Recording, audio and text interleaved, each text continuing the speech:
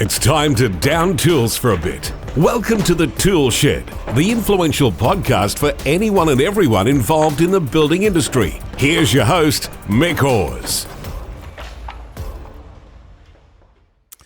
Well, welcome to another episode of the ToolShed.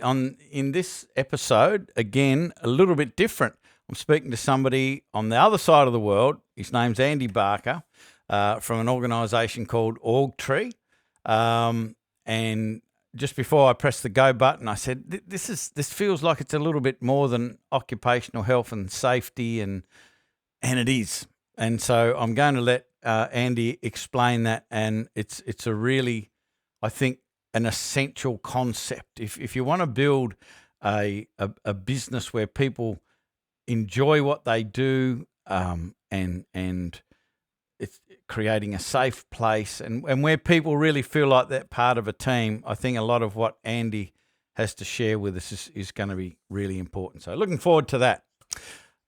Before we get started, just wanted to make you aware, if you're not already, because I talk about it at the start of every podcast, we have the Builder's Scorecard.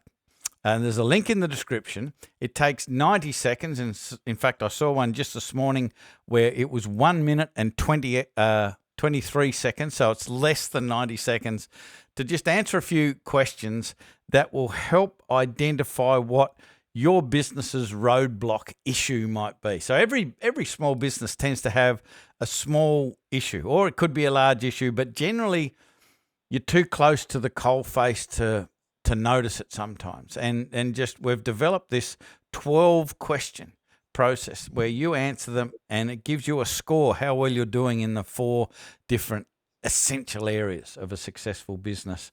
Once you've done that, you'll get your score delivered, and you'll also get a PDF that's got some really cool suggestions about what you might need to do to focus on to improve those scores. So it's a great way of being able to identify what that issue might be.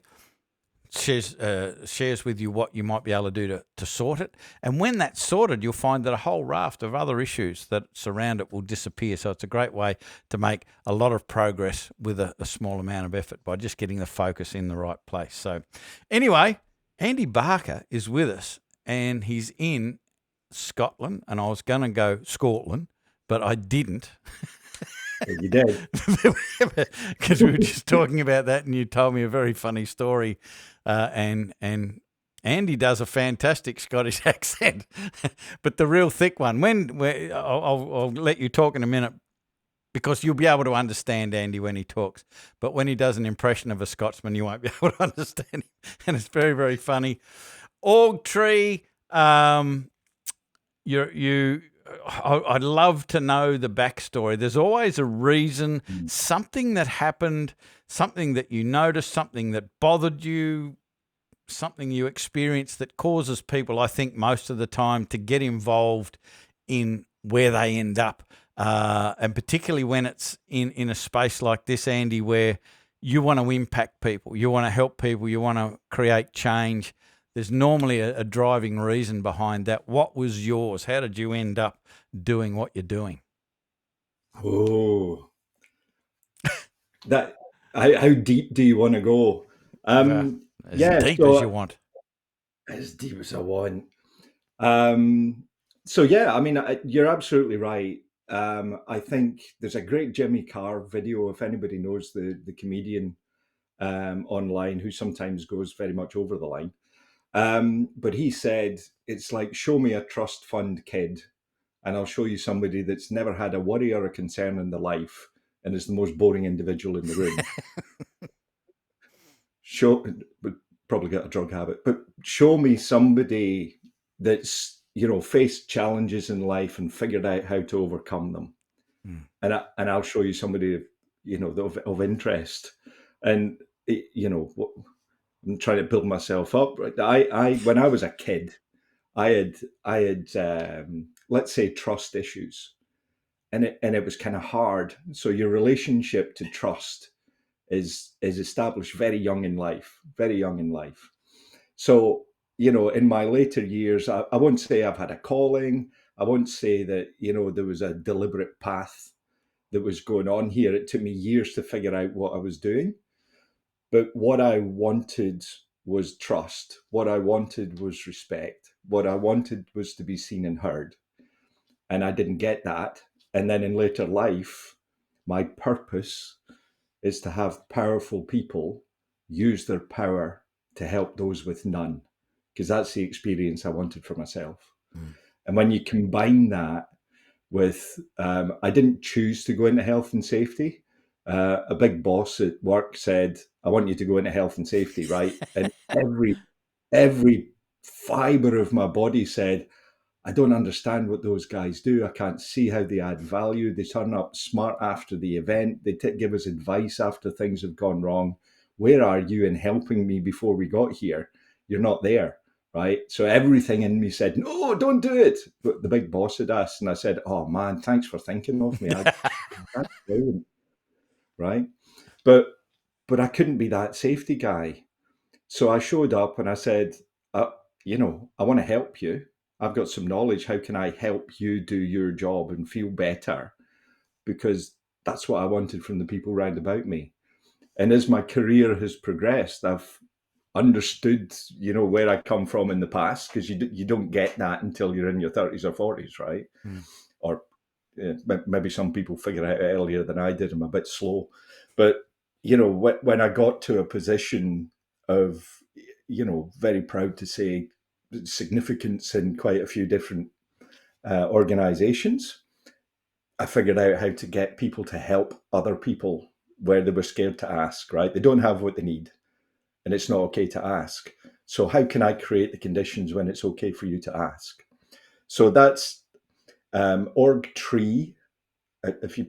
When I showed up in organizations, they'd show me an org chart, and I see people in boxes and silos, and I'm like, that doesn't reflect how we work. But if I think about an org tree, every single part of that tree figures out how to help every other part in bearing fruit. And if you think about the roots, if the roots are your values, right? And we can talk about that later on if you want. If you describe another individual as selfish and unhelpful and arrogant and domineering, or whatever those words are, that's your lived values, and that connects that individual and many others to the whole tree. So how on earth can you bear fruit out of that relationship? If, on the other hand, the roots are fed with openness and support and helpfulness, trust, and that's what connects your organization, it's a whole different ballgame, right? So I feed the roots of the relationship by understanding where those words come from and why, and then figure out how to use a better way to connect the relationships to people. And there you go. I hope that explains in some way where I come from. Yeah. And why. Hey, I hope you're enjoying the podcast. We're always trying to bring you information that's going to make your life as a builder much easier. So give us a thumbs up and make sure you hit the subscribe button so you don't miss the next episode. I'm just thinking along the lines that, like, the majority of listeners to this podcast are residential builders in the construction industry. Many of them they've just got small teams, and I want your thoughts on how important it is to put the time and the effort into not only thinking about this, even if you've got 2 or 3 or 4 people on your team. How important is it to put effort into understanding how important this is and learning the skills to be able to communicate effectively the importance of everybody supporting each other? And there's a Australian rules football coach. His name's Lee Matthews. He's not a coach anymore. He's very, very successful player, very, very successful coach. He's in the media now. And I've got a DVD that he created back in 2004 or something. It's still very relevant today, but he just talks about the importance of respect in a team, because he pulled a great team together. And he would often say respect is mandatory. Like is optional.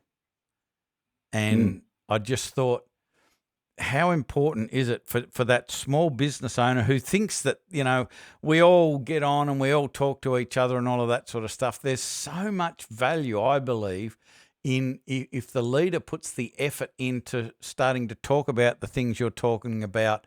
How can we contribute to a better team environment and people feeling like they're really connected and part of something important?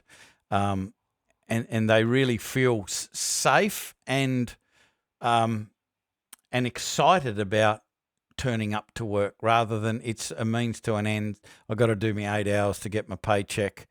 The guys are okay, but there's so much other potential, I think, if the leader gets into what you're talking about and then starts to have the balls to regularly have conversations in this space. It's got to be valuable even for the small business, doesn't it?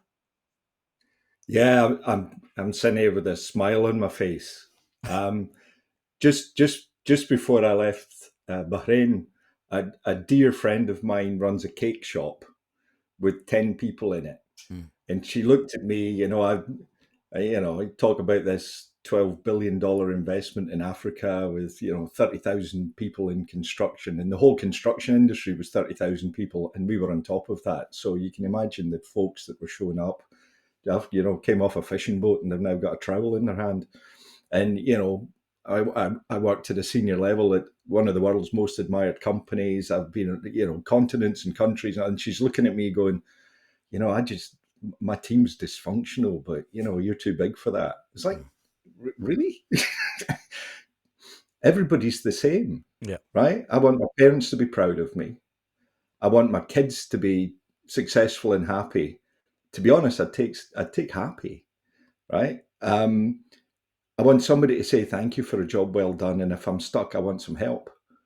And everybody's like that, right? No matter what your visage or image you put up, everybody's like that. So I went down and sat with these cake shop folks, and everybody, it was dysfunctional. I'm not talking about the leadership angle on that, because she created a bit of an issue herself, because if you didn't get something right, you kind of get shouted at. But what I did with that team was fundamentally respect and understand that everybody's coming to add value. And if you get a hard time for a mistake, then somebody's going to cover up the mistake. And then you're not going to get the opportunity to learn. And I did it in two ways. And I started with what I call social purpose. So, what's your benefit to society? And I look at their Instagram page, and there's some beautiful cakes there. These things are works of art. I mean, you're talking top level Master Chef stuff here. And they're going, ta-da, look, cake. I'm like, yeah, everybody's cakes, with respect, kind of look like that. What do you do? And your small builder who's helping somebody build a conservatory. You put a picture of a conservatory up, right? So I built an extension for them. You put a picture of an extension. There's no emotional connection for anybody looking at the photograph. But you listen to the story of the people whose lives you've changed. Man, I saved up for 10 years because I always wanted a conservatory, because I remember sitting with my grandma and my granddad sitting in their conservatory, and I think of them when I'm sitting here. It's a different emotion, right? So I said, talk to your customers, right? When they come in, what's this cake for? Oh, it's my son's birthday. Why is this important to you, right? When you get that cake home, it's no longer the cake. It's the family and friends that come round to celebrate that, and we do that round the cake, right? So I get photographs of people enjoying who you are and what it is that you do, right? And you'll get a different feeling about that. And stop saying my purpose is more important than yours in the company because I do the decoration, but I can't do the decoration if your cake flops, right? Idiot. No. Why did that happen? Right? So we started understanding that we all need each other. And if a mistake happens, why? Well, you know what? And everybody knows it takes me 2 hours to do this, but I only got an hour and a half, so I had to rush. Well, how can we give you the extra half hour, right? Where does that come from? Well, the sales guy just needs to tell me a bit sooner or this, that. So we started understanding what it is that we needed from each other. And then when you start understanding what you need for each other, you see the value in the other person. And when you see the value in the other person, you kind of go, oh, God, I see it from your perspective now. Okay. Damn, I didn't know that. Well, you didn't ask me, right? You just assumed and then give me a hard time when I fail. Mm. So, when I talk to people, the real purpose of the organization is to deliver a product or a service or whatever the heck it is. And usually the owner of a building company will be, trying to have a great relationship with the client because they want something from them, right? But it's a benefit thing. But then you look back at your team and you're like, well, that relationship's not so important because they get paid, right? So no, that's your engine. These are the people that actually deliver. If you set them up for success, just ask them, have you got everything that you need? If you don't have what you need, it's on me. If somebody asks you for a swimming pool and a Ferrari, it's like, well, that's not fair. Like, yeah, that's not fair. So what do you need? How do we support each other to get this done? And the small ideas that come out of, well, it'd be better if I was thinking about this. Oh, it's a good idea. You bring meaning to the other individual at their work because they go home at dinner time and say, hey, guess what your mum did today? Guess what your dad did today, right? If it wasn't for me, that company, they want to be the hero, right? They want to be the hero. So let them talk. Listen to what it is they have to say. And then as a team sit around and say, well, is this a good idea? How do we make that work, right? How does this make us better, stronger? Great. And then you encourage ideas. The more you do that, right, you pay deposits into the trust bank. The more you do that, more people are willing to talk to you. So, I started off in safety. I went to the Middle East and the CFO phoned me up because he was going to fire me because I was costing too much money because people were getting new equipment and we're upskilling and I was flying people into meetings and things like that to support project work. And the CFO said I was going to fire you. And I've counted up all the numbers. And when at the end of that project, when I'm going to the CEO to tell him that you're a waste of time, trouble, effort, and money, because that was his perspective of what I did for a living, safety guys. He said, turns out we're 25% more profitable. Sit down. I want you to tell me how we did that. Right. So I did it by connect. I didn't have a safety focus. I had a how can we help each other out focus because we just end up making better decisions when we stop looking at it from, well, I think it should be done like this and start looking at it from how can we do the best thing together that gives the client the best thing ever. And then they come back to us and say, that was great. Can you do me again? By the way, all of these other guys that are transactional and aggressive and horrible, you're not like that. Can I give you more business? So, did I answer your question? I can't remember what the question was. No, neither can I. One of the case studies on your website talks about losing $25 million in an organisation 2 years running, and then they delivered nearly a $400,000 profit after some work's done. And a bunch of things you were just saying there I just want to try and get any ideas that you've got to try and get in the head of somebody listening to this who's got a small residential building company about how important it is for them to change their perspective about their team. Like you said, they don't really need it. They're being paid.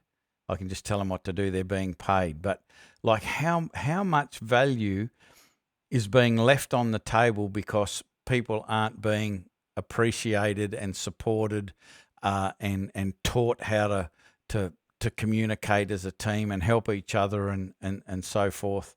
What do we have to do to help people to understand that it's probably one of the areas of the business that if you put some effort in, it would increase profitability significantly because there's no additional cost to this. There's no additional cost to have these conversations. People will be yelling at me now going, yeah, but that would take time and I've got to bang nails into wood and be productive to earn money. But like you can spend an hour a week, or 2 half-hour sessions banging nails into wood or building something or doing admin tasks, or you could spend 2 half-hour sessions a week, same amount of time, speaking to your team and listening to your team and finding out about what their concerns are, what their thoughts are, asking them to contribute, recognizing their efforts and their imagination and their ideas. And I just feel that over time, if you did that, the profitability would be significantly more than if you spent that hour a week banging nails into wood or doing administration tasks. What are your thoughts? It's interesting because you say, we got to bang nails in the wall. It takes time to have these conversations. Well, that's your perspective, right? That's your perspective because you haven't done it because you don't see the value in doing it. Yeah. So that, how on earth would you be able to tell me what the value is on something that you've never tried before? So I do find that if it's new to you, you can't jump in with the big wide open questions. Like I said earlier on, I taught a company how to ask a question, which was, if you don't have what you need to do your job, that's on me. Tell me what you need. Folk are like, no, not ready for that. So you have to start somewhere. You have to start a little bit smaller with that and build your way up. And I help people do that organizationally, systemically. But regard the case study that you mentioned started with, and I love what you said earlier on. I don't have to like you, but respect is important, right? But it has to be mutual respect. So at that company, I went round all of their building sites, and I listened. I listened to what people were saying. I listened to the challenges they have, and um, I'll come back to what I heard when I revealed to the leaders of this business what was going on. So I sat down, we talk about core values and things like that. And the posters and slogans that, marketing thought was a good idea to put on the wall. Or, you sat down at the dinner table and said, what do you want? We're going to be the best builder in Australia. And, we've got dignity, respect, trust, or whatever 4 words you want to throw at a piece of paper because you're trying to look good, right? But you don't live them. So I sat down with this company and I said, if you were to describe this company as a personality, as a person, just give me single words and I'll write them down. And I got transactional, aggressive, cost cutting, and all these kind of heavy, financially, transactionally uncomfortable words, right? Somebody at the top of the table went, nah, that's not us. We've got a great respect for, engineering and stuff like that. And literally the whole of the boardroom turned around and looked at this guy, and somebody said, nah, and we carried on with these nasty words. And I said, okay, thanks for that. What are your core values? And they went, oh, somebody opened their laptop to look them up. I said, what are you doing? I said, I'm looking up the core values. You can't look up core values. I said, these words are your core values. They went, no. I said, I asked you to describe your behavior. I asked you to describe your company as a person, right? As a way you deal with things. Do your clients see you like this? And they went, yeah, maybe. I said, let me tell you a story. I said, I was down talking to a guy. They're installing an HVAC system in a block of flats, right? And I spoke to this guy, what's it like to be you here kind of thing. And he was like, well, tell you what, when you go back to the board, tell them to pay my expenses because I saw a problem that I had, right? I didn't have the tool because the company wouldn't give me it.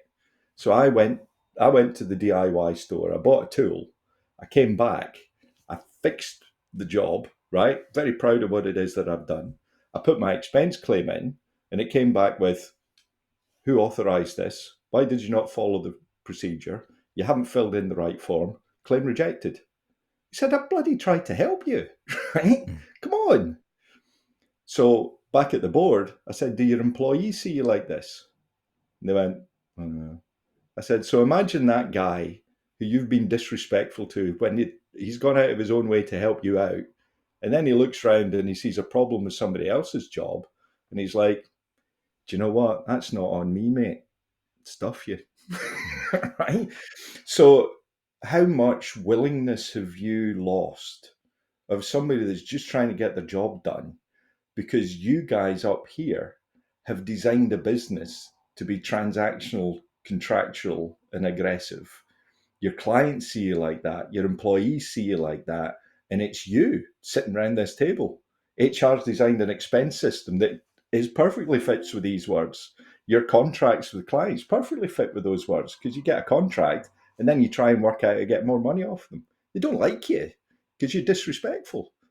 So sitting down and listening to those stories of how people try and overcome challenges and how they feel when they're trying to help and somebody is disrespectful. It's like, I don't care about your value. You bought that piece of equipment, it cost £100. I've just saved £100 by making you pay for it. We're good, right? No. So that's why they were losing 20 million a year. And, they put a new CEO in place who called me and said, right, I've got a great strategy. I know this business, I know the industry, but you know people. And culture doesn't eat strategy for breakfast. You need them both to work together. It's just that stories write the menu. So when you soak that up and you actually listen to people, you actually try and see how they're trying to add value to your company.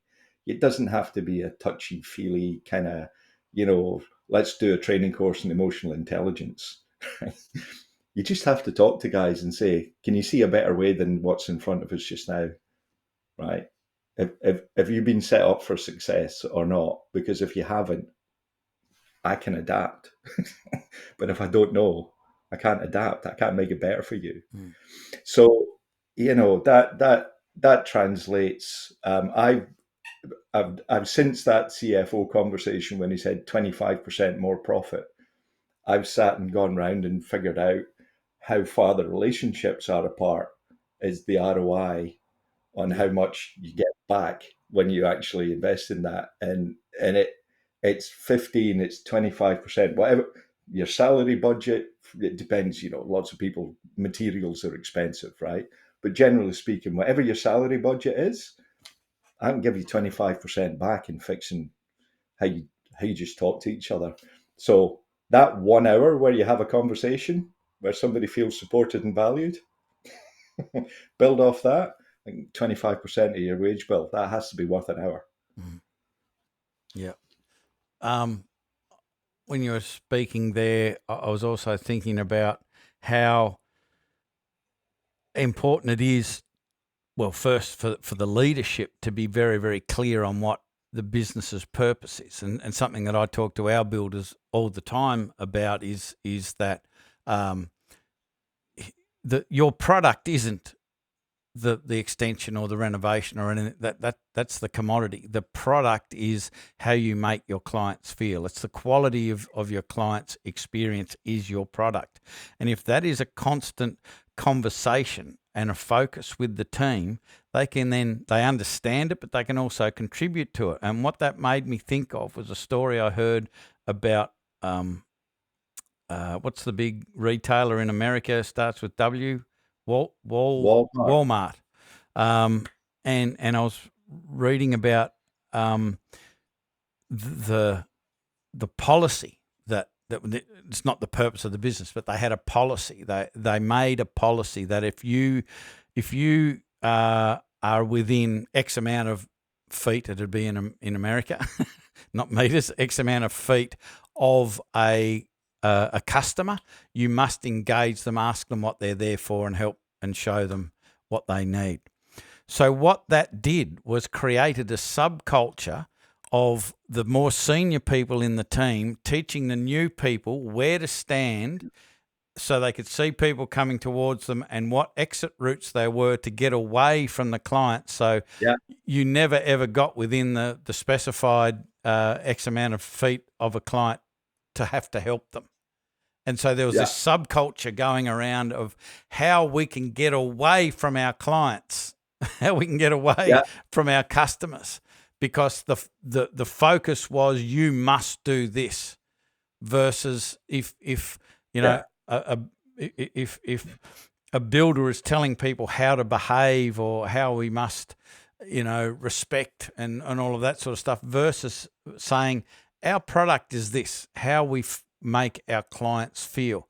Let's have a conversation every week about some really bizarre ideas, how we can blow our clients' socks off, like just surprise the crap out of them so they can't stop thinking about it and can't stop talking about it.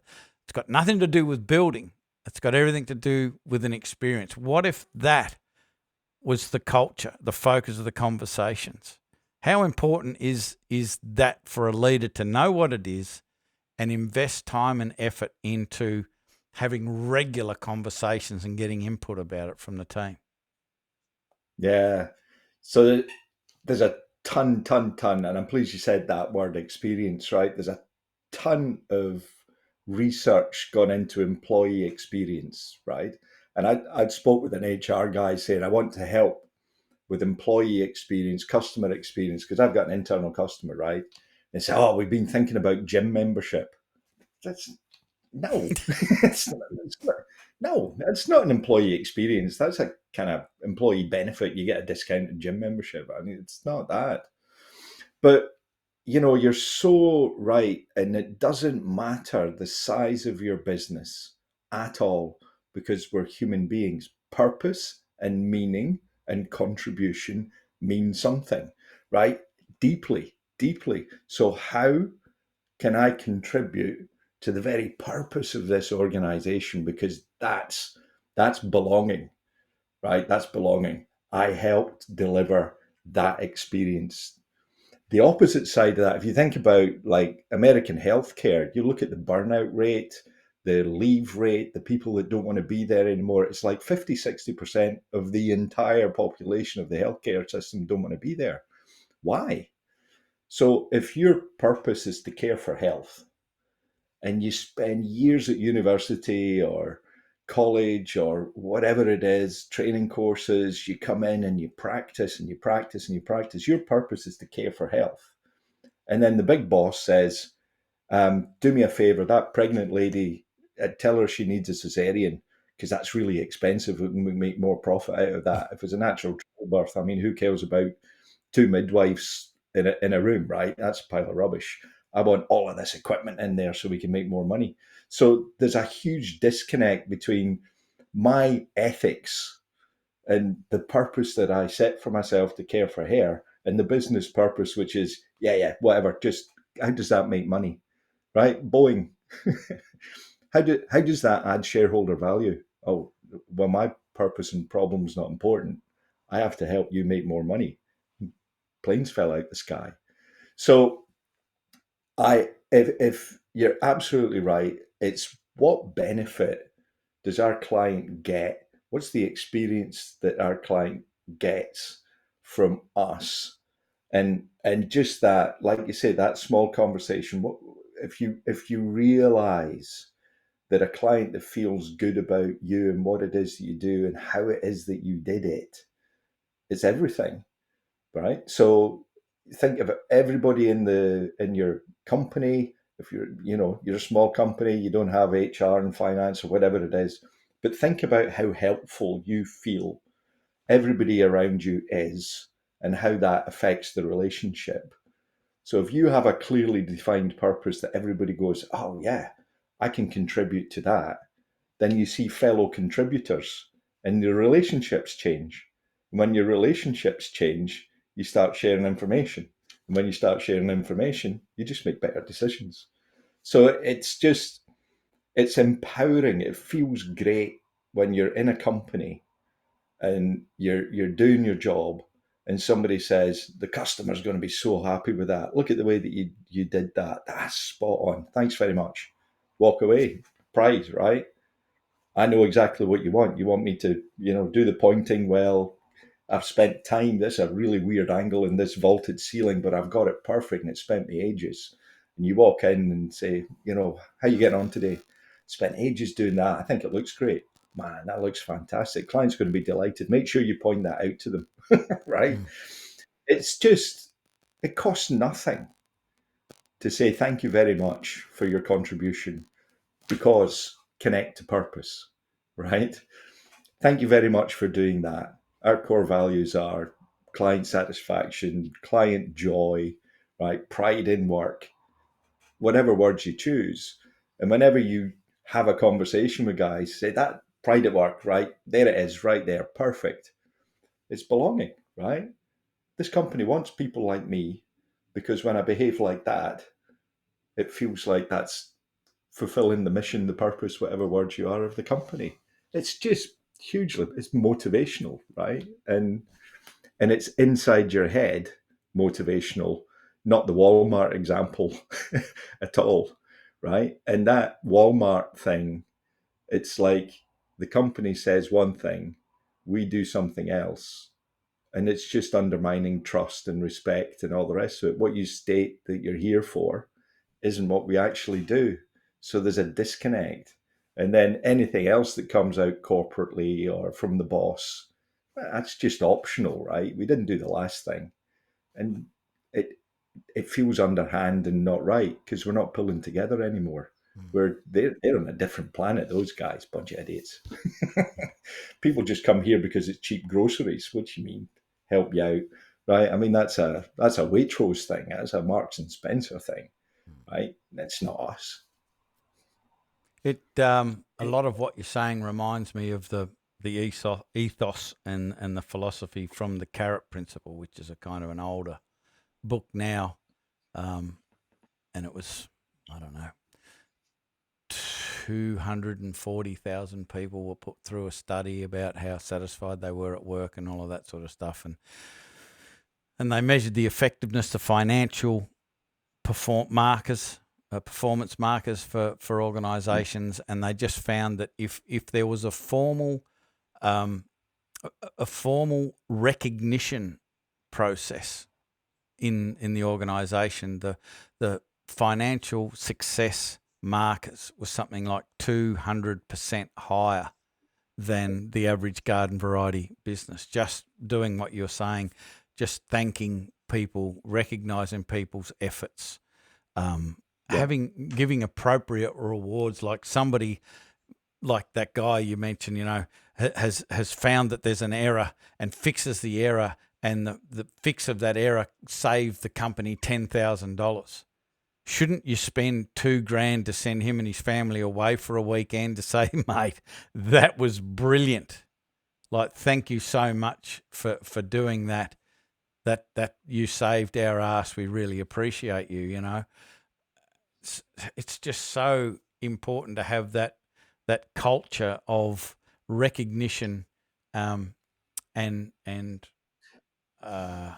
I guess just a thank you culture, like you said, like recognition and saying thanks, and not having that. Well, that's what they're paid to do. I pay them to do that, and leave it at that. It's like, yeah, but there's this cartoon in the book, and it's the old typing pool, where all of the ladies were out in front of all of the typewriters in some corporate organisation, and the big fat boss comes out in his three-piece suit smoking a big cigar, and he goes, I just want to thank everybody for everything that you do, no matter who you are, like really personal. Didn't mention anybody by name, and one of the things that they talk about in the book is when I'm thanking you, I'll say, Andy, the way that you dealt with Mrs. Jones's specific issue is exactly the sort of thing that is contributing to our team. Well done, thank you very much. But I'm recognising you for that specific thing. It's just not, mate, great job today. I think you're spot on, right? That if you come in with a generic thank you very much, it's folk like, okay, I came in at 8 o'clock this morning, I finished at 5 o'clock. I don't know what behaviors to repeat now, right? What I don't get that. So I actually teach, which is a horrible word to say, my apologies. I help organizations understand how to tell stories, but it starts with how to listen to stories and understand what's going on, right? Like we described earlier on. But I'll give you an example. And this is social well-being, right? Social well-being. When you think about fitting in or belonging, right? It's very uncomfortable when you're in a company wanting to, do something more or differently or be seen or whatever it is, but you feel like you have to be careful. It's uncomfortable. Belonging is an entirely different feeling in the team. Yeah. Now, one of especially in safety, there's an awful lot of people are the problem because we tend to see the mistakes pretty easily. When something goes as planned, it's like, well, it was supposed to, right? And you tend to forget about the hard effort that went in and the pride that people put in their work, right? But you spot the mistake. So when you hear people tell stories, it's like safety. What's going on with that? They say, well, all these employees are so careless and they walk past things, they don't see things, and we keep having to remind them to pay attention, and that doesn't make a difference. And we've given them all this information and put posters up, and they still fall through holes that they've left there. It's okay. So let me go and listen, and I'll go out. And when I was in the Middle East, and let's say that people didn't care as much about safety and well-being out there and leave it at that.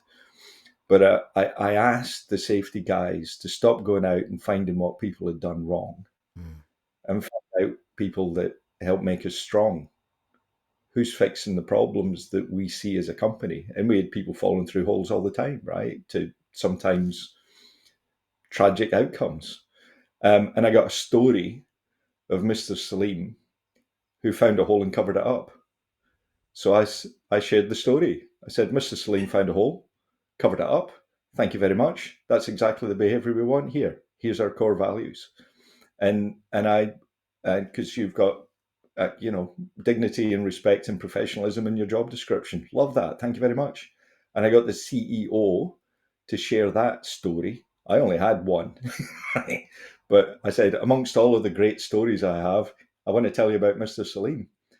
And when the social worker group read that story, they're like, hang on a minute. We always get blamed for not covering up the holes. And if one of our colleagues falls in because we're all too scared to point the problem out, when one of our colleagues fall in, one of us gets fired. So, we're in a no-win situation here. So we just walk by because we're terrified of you.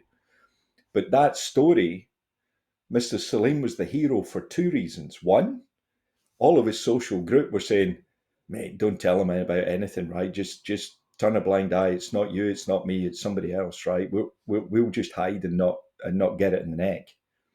And he's also the hero because he defeated the corporate dragon that's going to come down and say, you did what? That hole was uncovered. There's a 3-meter drop there, right? Who did this? Why did it happen?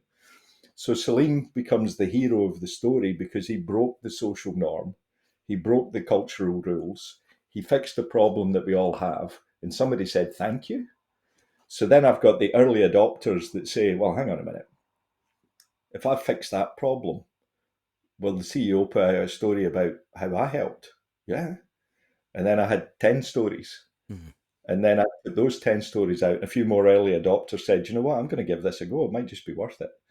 And then they fixed some problems and we said, thank you very much. And then I had 50 stories. And then I had 75. And then I had 300, right? And I could no longer publish them all. But when you get that volume of, hang on a minute, if I tell you that I fixed the problem and did something well, then it all goes better. And that led to 25% profit. And an organization that was having 5 to 15 fatal accidents a year and suicides, right? I didn't focus on suicide prevention or mental health or anything like that. I focused on, do you see the value that people bring? Do you see that people are a solution to the problems that you have? And how can you, as a powerful person, say, thank you very much. Is there anything else you need? Because I'm willing to invest in your time, trouble, and effort to help me fix the problems. because I've been sitting in the corporate office sending memos about you being an idiot. Turns out I'm the idiot. Now I see that I'm part of the problem. I want to be part of the solution. How are we going to do this together? Right? So, public recognition for being one of us and contributing exactly how we've designed this to be, exactly in line with the purpose of delivering a great experience to the client, exactly how the core values of behavior, or whatever those words are that you choose, then you create that sense of belonging, which is such a powerful intrinsic motivation, because belonging means safe. Belonging means I've got a job. Belonging means I can put food on the table. And recognition means I can go home to my kids and tell, hey, your dad's a hero. Guess what I did today? And I got a pat in the back. So we're good. Right? I would say rewards can be a little bit tricky. Yeah. Because if somebody says, if I put this idea in, I might get a free dinner or $20. And when you tell the idea to the group, the other people in the group go, damn, your idea is better than mine. I'll wait till next month. Right? or right, it's like, hang on a minute, this idea that I did this month was better than last month. Last month I got a dinner. This month I'm getting nothing. Right? No.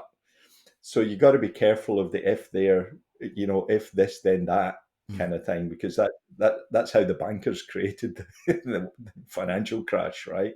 Oh, I get a bigger bonus if I pretend to have sold something that I haven't. So, but that's social recognition. We're still Stone Age programming 1.0, right? Nobody gave us an upgrade. It didn't happen.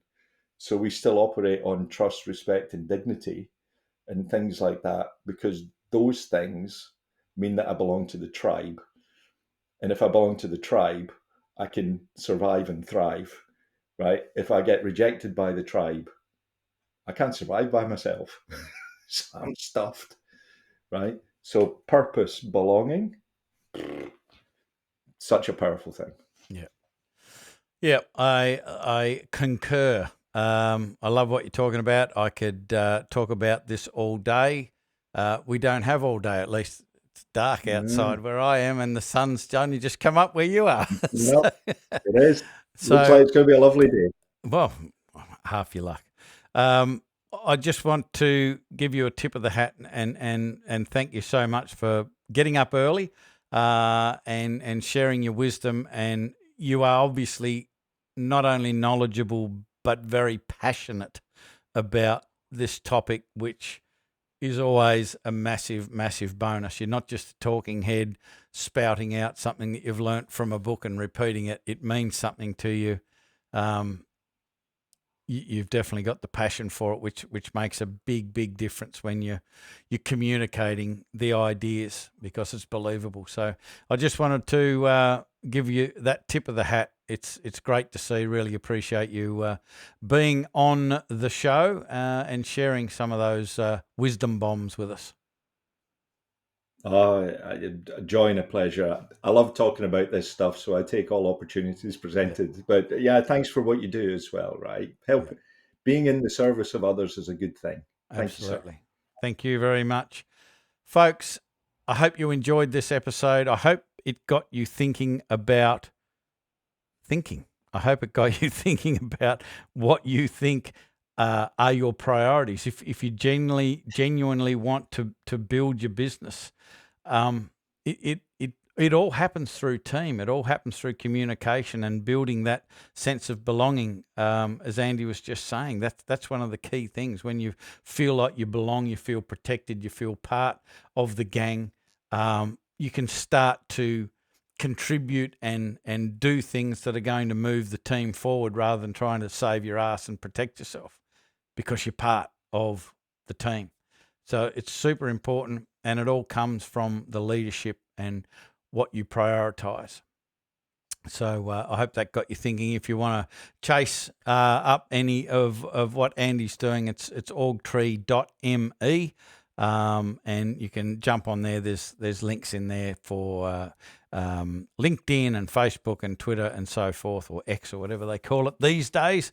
And you can follow what Andy's doing, because he obviously is amazing at what he does.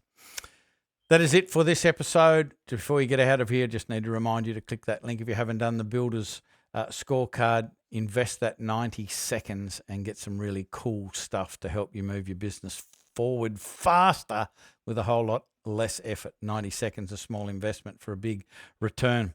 I'll be back with another episode of the ToolShed before you know it. I'm Mick Hawes from Builders Business Black Belt. That is all. I'm out. You've been listening to the ToolShed. If this podcast struck a chord with you, make sure you spread the word by sharing it with your mates in the building industry.